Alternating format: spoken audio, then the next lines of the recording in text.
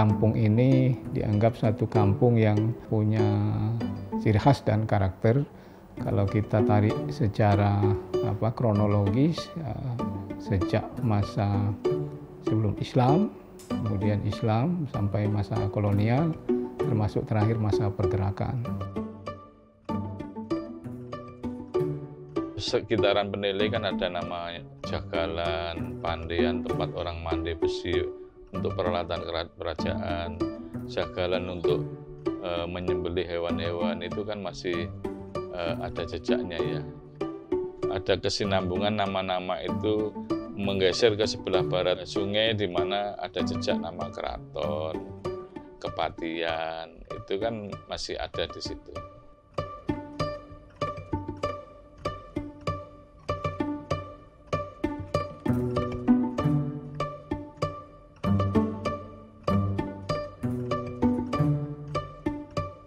Sungai atau aliran air yang itu bisa memungkinkan transportasi berjenis perahu ya, dia akan tentu disinggahi oleh masyarakat, penduduk, baik itu dia berdagang maupun berinteraksi dengan masyarakat. Jadi adanya sungai yang mengapit Kampung Penilai ini cukup strategis dan menguntungkan. Setiap wilayah itu pasti ada etnis-etnis tertentu yang bermukim di wilayah tersebut. Etnis misalnya Tionghoa, kemudian juga ada etnis dari wilayah Bali, apalagi kita dekat dengan Pulau Bali, Pulau Dewata ya, sangat memungkinkan penduduk-penduduknya melakukan perdagangan maupun perjalanan maupun kegiatan aktivitas yang lainnya. Komunitas orang Bali juga di kampung saya sendiri ini ada kira-kira 30% komunitas orang Bali. Malah di sana di tempat dekat kelahiran Soekarno itu ada Hotel Bali, Hotel Singaraja. Itu kan menunjukkan bahwa komunitas perdagangan dulu memang masih laut dan akhirnya ke sungai kan. Dan pertigaan antara Hotel Bali dan Singaraja itu ada Hotel Puri juga di situ. Memang dulu saya kecil ada pasar di situ. Di pertigaan itu ada pasar rakyat. Kalau bawa dagangan dari Bali, ya di sana kan buah ya, dagangan buah itu yang masih transitnya ada di pertigaan antara Hotel Singaraja sama Hotel Bali itu. Penilai ini adalah Kampung Penilai di mana ternyata di dalam Kampung Penilai ini ada tokoh-tokoh yang tersebut di dalam pergerakan, yaitu di rumahnya Hos Cokro Aminoto itu. Cokro Aminoto ini salah satu tokoh bergerakan ya. Dia mendirikan Syarikat Islam ya. Dia membesarkan lebih kurang 6 tokoh bangsa ya. Nah, tokoh-tokoh yang cukup populer itu bahkan pernah menginap di rumah Hos Cokro Aminoto ya. Salah satunya misalnya Soekarno. Orang tuanya Soekarno orang Bali, kalau dirujuk dari situ kelahiran Soekarno ada kevalitan. Baru keluarga Soekarno mencari jejak ayahnya. Dan di situ datanglah Kusumawati waktu itu malam didampingi oleh Pak Syukur Amaluddin yang notabene anggota Dewan PDI waktu itu. Nah, terus siangnya setelah memediasi, dia ada mediasi sendiri di rumahnya Soekarno, tahunya orang kampung itu. Baru ternyata dia, ya di sini bapak saya pernah tinggal. Baru tahun 96 itulah, baru tahu bahwa itu rumahnya Hos Cokro Aminoto. Jadi tahunya mungkin semua bangsa Indonesia, Hos Cokro Aminoto itu tahunya namanya jalan. Jadi khususnya warga Gang 7 ini aja lah yang baru tahu, oh ternyata ini rumahnya Hos Cokro Aminoto.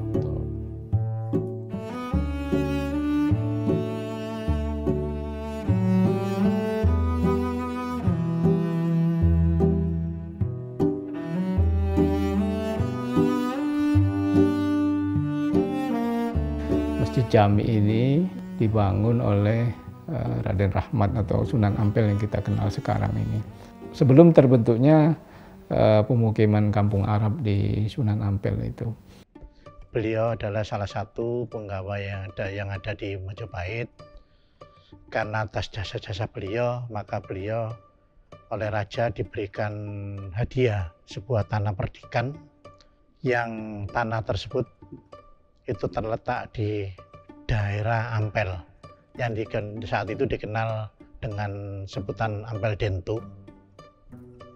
Beliau mengadakan perjalanan dari pusat kerajaan menuju tanah perdikan, dan beliau tidak melalui jalan darat, tapi beliau itu melalui jalan sungai.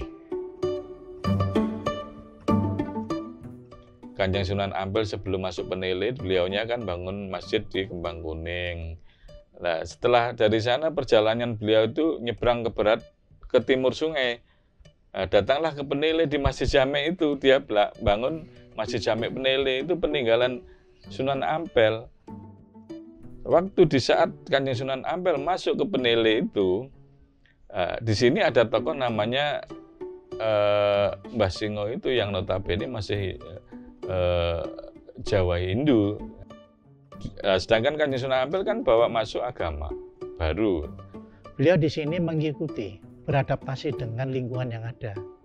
Kebetulan di sini itu ada komunitas saat itu adalah orang-orangnya senang bersabung, sabung ayam. Perjanjiannya Mbah Singo ikut agamanya yang dibawa oleh Kanjeng Sunan Ampel. Tapi begitu sebaliknya, kalau Kanjeng Sunan Ampel ayahnya kalah sama Mbah Singo, silahkan Kanjeng Sunan Ampel meninggalkan Penele.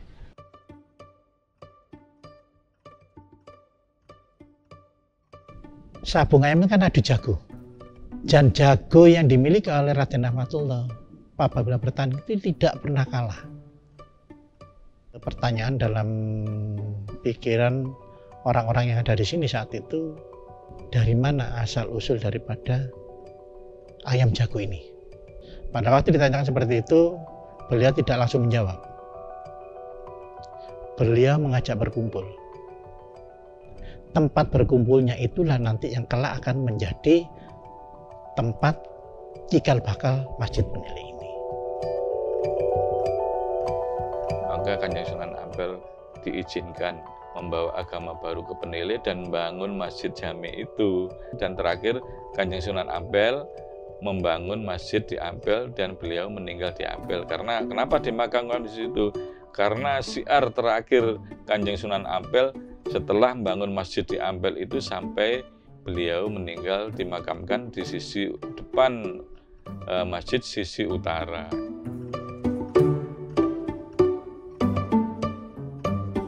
Kan dulu itu masjid ini punya kubah, cuman kubah ada di tengah-tengah di atas, kecil sekali.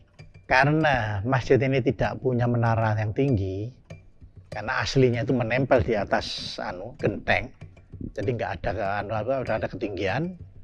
Maka sekitar tahun 70 atau 71 itu para kiai sepuh berunding dan membangun menara. Dan menara itu alhamdulillah terrealisasikan, insya Allah kalau nggak salah itu adalah tahun 72. Kebetulan saya sendiri saat itu masih SD dan ikut naik ke atas. Kebetulan menara yang begitu besar, alumini saat itu tahun-tahun 72, itu diangkat dengan sistem tali menali. Saya ingat itu, karena posisi saya juga ikut naik, karena abah saya ada di atas, jadi saya meskipun kecil bisa lihat di atas. Gitu. Jadi memang diikat dengan tali, terus dengan pakai landasan bambu.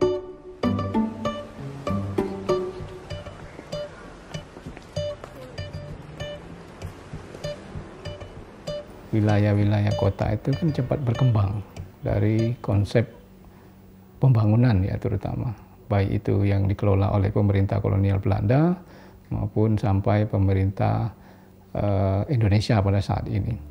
Kekuasaan Hindia Belanda itu kan di Pulau Jawa ya, sehingga yang berdiam di Pulau Jawa ini terutama di Surabaya ya mereka punya otoritas untuk membangun, menggunakan fasilitas, bahkan menguasai tanah-tanah ya.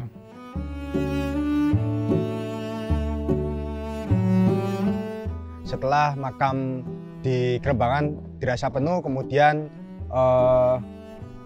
orang-orang Eropa membuka lahan makam baru di Peneleh. Makam ini dibuka secara resmi pada tahun 1847. Banyak orang-orang penting yang dimakamkan di makam Belanda Peneleh ini. Yang paling terkenal itu ada Gubernur Jenderal Hindia Belanda pada waktu itu, Pieter Marcus. Terus ada juga Radpan Jastiti atau pengadilan tinggi waktu itu yang sekarang jadi Tugu Pahlawan.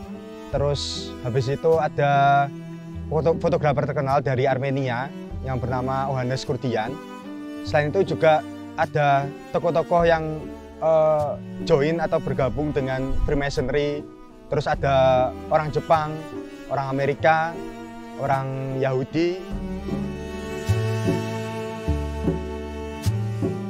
Nah, adanya makam ini salah satu bentuk tadi, salah satu upaya orang-orang Belanda untuk memberikan satu kenangan bagi orang-orang tertentu ya, sehingga muncul makam di Kampung Peneleh itu.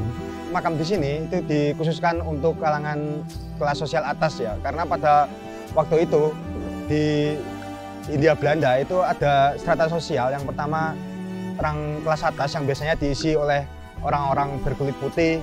Yang kedua itu orang timur asing yang biasanya diisi oleh orang-orang Asia, Tionghoa ataupun Arab atau India. Dan kemudian yang terakhir ada orang-orang Bumiputra. Makam Belanda di Peneleh sendiri ditutup pada tahun 1950-an dan hal tersebut juga karena terjadi penurunan jumlah atau populasi orang-orang Eropa ya di Surabaya. Selain itu juga karena faktor keamanan, orang-orang Eropa kemudian balik ke negaranya masing-masing. Jadi makam Belanda Peneleh ini sekarang seperti jadi area terbuka ya bagi warga Kampung Peneleh. Masyarakat bebas untuk mengakses makam Belanda ini untuk dijadikan sebagai media pembelajaran.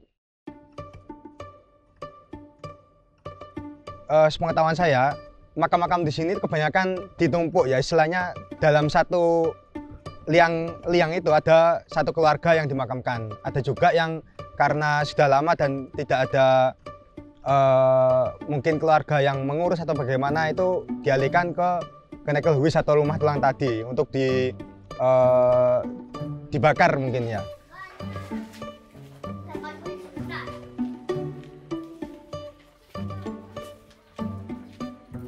Cerita dari nenek saya dulu yang masih memakamkan jenazah keluarga di samping rumah, di sebelah rumah, atau di belakang musolanya dia, di samping musolanya dia, itu kita bisa lihat masih ada di daerah Madura.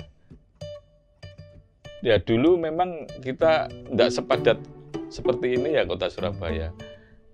Pemakaman umum masih belum bisa dikondisikan. Makam tembok itu setelah kemerdekaan saja. Sebelum kemerdekaan itu kan kita masih, kalau ada warga yang meninggal kan dimakamkan di sebelah rumah. Punden-punden orang-orang tokoh-tokoh yang meninggal yang dimakamkan di wilayahnya dulu kan masih di situ. Ya kayak Mbah Singo. Ada lagi sebenarnya banyak di sini tuh.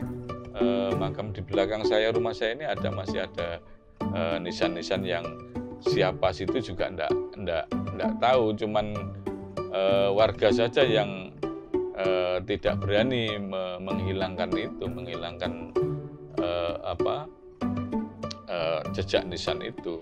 Kalau memang kayak Mbah Singo itu masih malah dirawat, karena di situ mungkin yang kita menghormati sebagai mana beliau ini adalah penguasa sebelum kita ini tinggal ada di sini gitu. Dari berbagai kegiatan kunjungan di makam Belanda Peneleh ini harus mengajak warga, karena bagaimanapun warga yang setiap hari beraktivitas di sini dan tentunya harus dilibatkan dalam segala macam kegiatan yang ada di kampung makam Belanda ini. Sebetulnya warga itu harus dilibatkan biar merasa memilikinya itu ada gitu loh. Tapi kalau kita merasa tidak dilibatkan atau merasa tidak diorangkan, merasa tidak diikut memilikinya itu, akhirnya biarin. Padahal rumahnya Hasokro Aminoto sempat mau terbakar, itu ada konsleting listrik itu.